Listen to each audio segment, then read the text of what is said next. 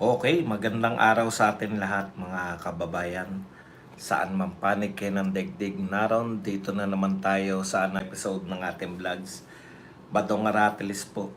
Pag-uusapan natin, ito po, no? Palpak po lahat ng survey. Lahat ng survey, no? Susuriin po natin yan sila pumalpak. At ito rin po mga political analyst talaga pong pumalpak din po, no, sa lahat po ng analysis po nila. Palpak po. Ngayon po pinapakita po na ito pong botohan na ito ay botohan vote of protest, no. Hindi po ako po naniniwala ko nanalo po ang mga Duterte, no? Duterte votes po to. Hindi ko po alam, siguro syempre sa mga natalo nating kandidato, syempre masakit po. Pero kung susuriin po natin, panalo po tayo dahil wala po talagang panama ang oposisyon, no? Historically, wala pong oposisyon na nananalo sa midterm election. Tandaan nyo po yan, kahit nga po yung pinakapalpak, no? Kaya nga po, eto po, actually, panalo po tayo. Nakalima tayo. Lima lang din po yung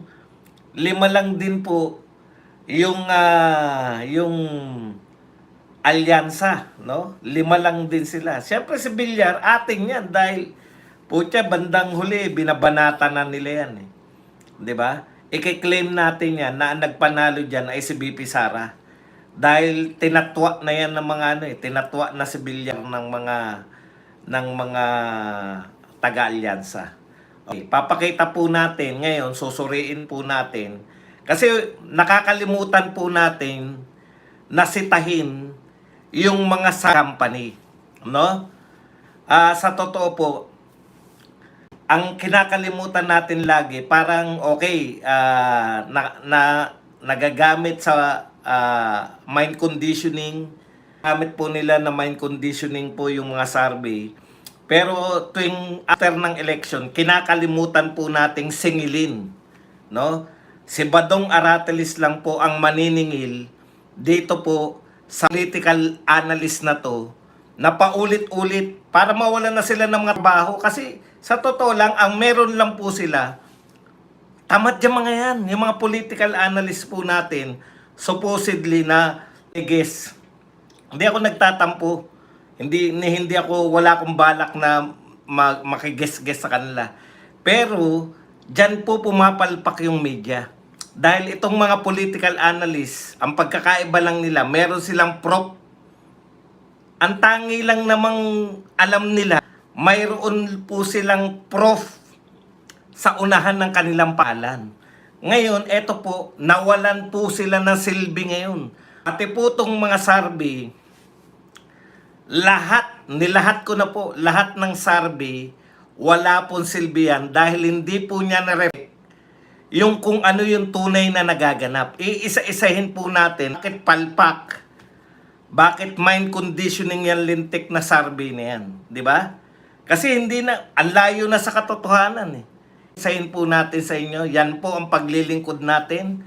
Pero bago yan, kung bago ka pa lang dito sa ating channel, mag-subscribe ka na.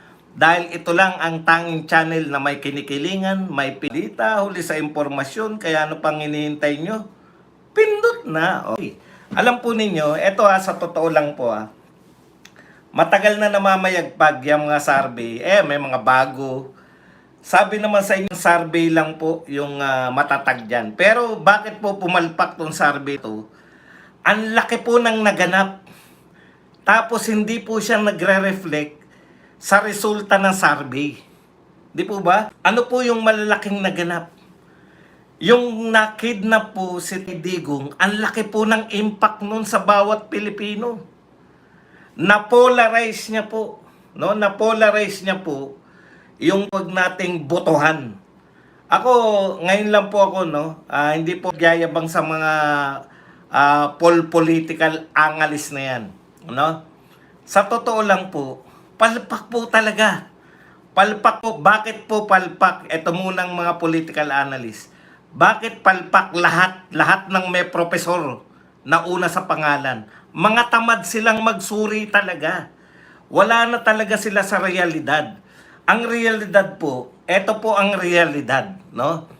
Ang realidad po, napakalakas ng mga Duterte. Duterte talaga nagpanalo kay Marcos. Si Marcos po, ayaw nila maniwala. Si Aimee mismo nagsasabi niyan.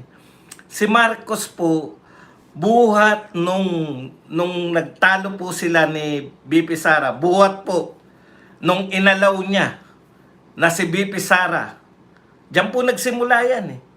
Nung inalaw ni Marcos na yung mga kakampi niya, partikular yung kanyang pinsan, na banatan ng walang hanggan. Lahat po sila, lahat po ng profesor.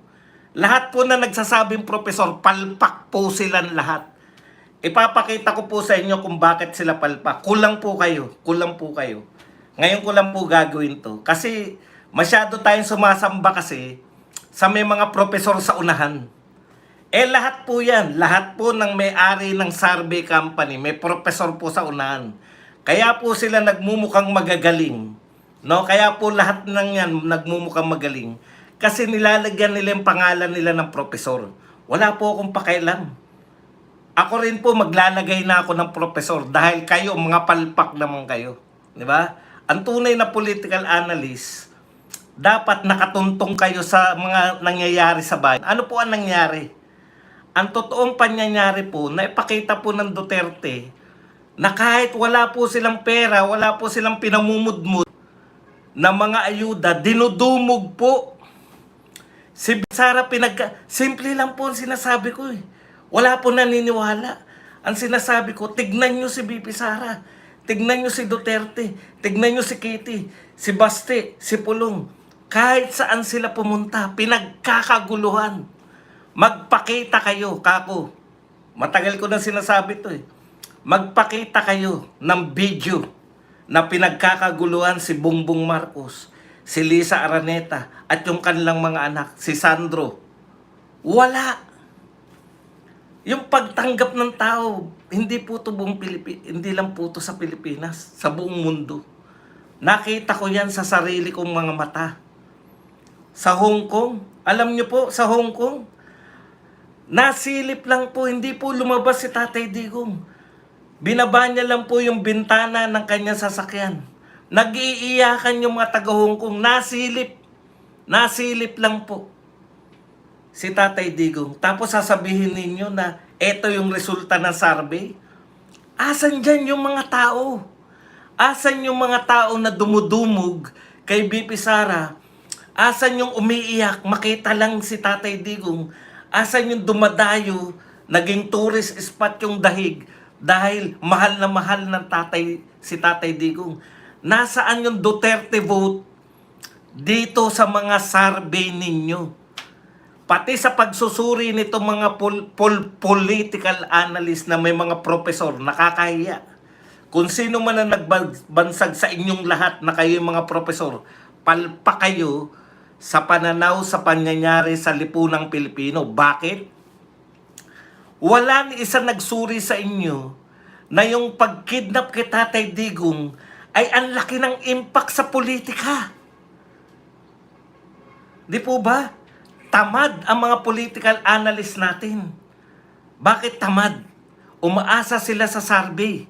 Palibasa, mga profesor po ang may-ari ng lahat ng survey. Profesor Tikia, Profesor Kotong, Profesor, lahat po yan, Profesor. Nagsasaluhan po yan. Pati po mga political analyst, Profesor din lahat. Galing pa po yan sa ilang universidad lang. Mayroon po silang monopolyo. Pagdating sa mga pagsusuri sa politika, monopolyo po yan ng mga profesor na nagtayo ng survey, may profesor na nagsusuri di umano ng mga survey nila. Nakabatay lang po sila sa survey. Ganito po mag-analyze yung ating mga political analyst. Lumabas yung survey. I-analyze nila, bakit ganto? Bakit nangunguna si ganun? Bakit nangunguna si ganyan? Nakabatay sila lahat sa survey. Ang fact, ha? Ang tinatanong natin dito, noon pa, wala naman nakikinig kay Badong, ang tinatanong ko, bakit hindi nagre-reflect yung pagmamahal ng mga tao, yung bumubuhos? Hindi po hakot eh. Ngayon lang po ako nakakita. No, first time po, matagal na akong sumusubaybay sa mga rallies. Ngayon lang ako nakakita na yung mga tao nagtatanong, saan ba talaga ang rally? Saan kami pupunta? Tao nagtatanong, unorganized. Hindi po sila organisado. Wala pong magbibigay sa kanila ng pamasahe, wala silang ine-expect na merienda. May dala-dala silang merienda, may dala-dala sa tubig. Nagtatanong sila. Nagpo-protesta. Ayaw namin yung ginagawa kay Tatay Digong. Saan kami pupunta, Badong? Aba, teka lang po. Kulang kayo, hindi ko pa rin po alam. Basta ako ng pako. Pinapakita ko po sa inyo kung gaano kapalpak ng mga political analysts. Dahil sila lahat, wala silang pakialam. May nagrarally ba? Sa buong mundo ba ang rally? Hindi nila masuri yan. Kasi sinusuri lang nila yung survey. Yung survey lang po ang gumagabay sa kanila. Mga tamad.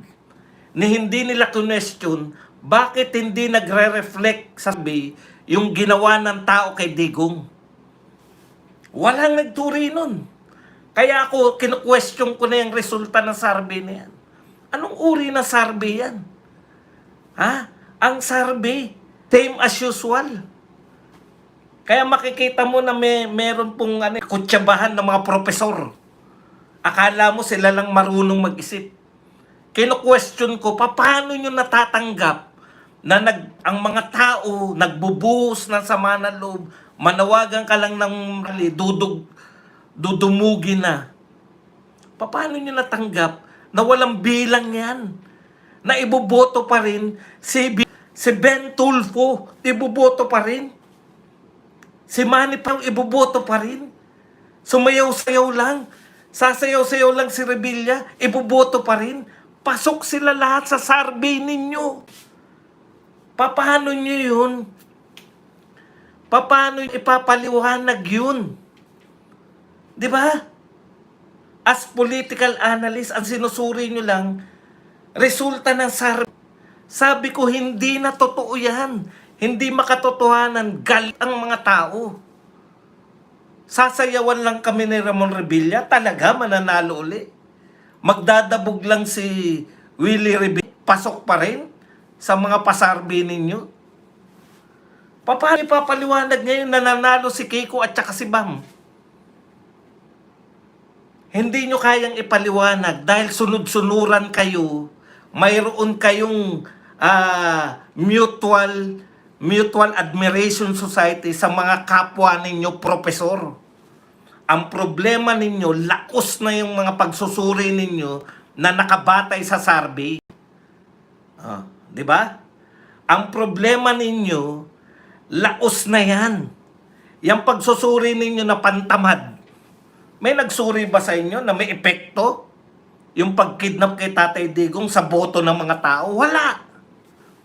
Kaya tinanggap ninyo na mananalo si Bong Revilla. Tinanggap ninyo na mananalo si Willie Revilla. Tinanggap ninyo na mananalo si Pacquiao. Tinanggap ninyo na mananalo si Abby Binay. Pero mamaya, iba po yung kaso ni Abby Binay. Yung kay Abby Binay po, ano po yan? Yung last minute. May ibang kaso si Abby Binay. Si Abby Binay hindi nararamdaman, laging pasok. Last minute po si Abby Binay nag-suicide. Nag-suicide po yan. Sa totoo. Nag-suicide sa kanyang political career. Maganda na yung tinatahak. Ano po? Bakit po nanalo yan si Bam Aquino tsaka si Bam Aquino po at tsaka to si Kiko Pangilinan? Bakit nanalo yan? Narinig nyo ba silang umatake lately sa mga Duterte? Wala. Tahimik lang sila. Alam nila na sila ay paningit. Kulang ng dalawa yung kulang ng dalawa yung PDP laban. Kulang ng dalawa yung alyansa. paningit na kami. Pero yung mga tao nila, yung mga dilawan, akala nyo ba, nagsasabi, si Bam Aquino, pwede ng pampresidente yan. Utot nyo. Iba po yung paningit. Iba po yung leader. Si Bam Aquino, tsaka si Kiko Pangilinan, nagwais. Kita nyo, naramdaman nyo na ngayon. Yung mga kaalyado nila dyan sa mga loyalista, naramdaman nyo kung paano po yung mga dilawan. Habang isinisingit nila yung sarili nila sa inyo, ang boto ng mga dilawan, Kiko Bam lang. Kiko Bam. Yung mga umayaw, kulang kayo eh. Di ba? Kulang kayo ng dalawa eh. Sino siningit nyo? Si Kiko Bam. Yung mga dilawan, binoto ba kayo? Hindi. Nagsulo yan, Kiko Bam lang. Paningit lang. May nag-analyze ba niyan? Na pumasok si Kiko at si Bam? Wala. Kasi lahat ng ating political analyst batay lang sa mga survey. Asa na si Bitag ngayon? Asa na si Ramon Revilla? Asa na si Manny Pacquiao? Laging pasok yan. Meron pa nga survey, halatang halata. Si Tolentino tsaka si Abalos, pasok pa eh. Bakit po binasura? May pumasok naman ba doon nga? Bakit mo sila sabi na binasura? Ang nagpanalo ba? Ito magtapatan tayo Ang nagpanalo ba? Kay Tito Soto, kay Lacson at kay Cayetano? Sa tingin ninyo? Ang nagpanalo ba? Sino pa ba pumasok sa kanila? Lacson, Tito Soto, o Erwin Tulfo? Yung Tulfo po, may sarili pong mundo ang mga Tulfo. Di ba? Hindi po yan pinanalo ni BBM. Ang nagpanalo po sa Tulfo ay mga Tulfo. No? May brand sila eh. Sarili yan eh. Mga solid yan. Mga Tulfonatics yan na hindi mo pwedeng tibagin. Pero wag mo nyo sabihin na nagpanalo kay Tito Soto, kay Lacson at sa Cayetano si Marcos. Wala pong ambag si Marcos dyan. Kaya niya kinuha yan, pampabango ng isli niya. Ang tunay na umaasa sa endorsement ni Marcos, si Tolentino at saka si Abalos. Dahil si Abalos, hindi pa siya nakaranas maging senador. Okay? Hindi pa po siya nakakaranas maging senador, si Abalos. Si Tolentino naging senador dahil sa endorsement ni Tatay Digong.